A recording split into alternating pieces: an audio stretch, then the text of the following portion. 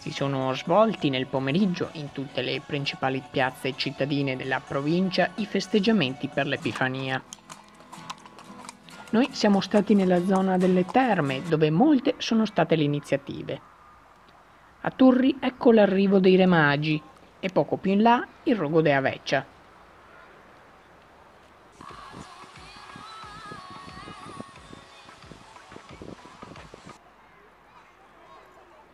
Nella vicina battaglia la Befana arriva in barca e dopo un piccolo show pirotecnico va a fuoco la pira sul canale.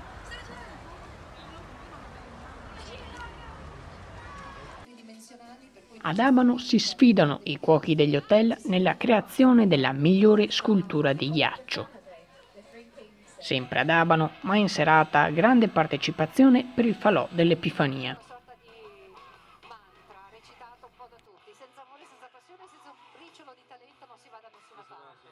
Per cui è l'augurio che faccio a te. Continuiamo così e continuiamo anzi a evolverci e migliorare.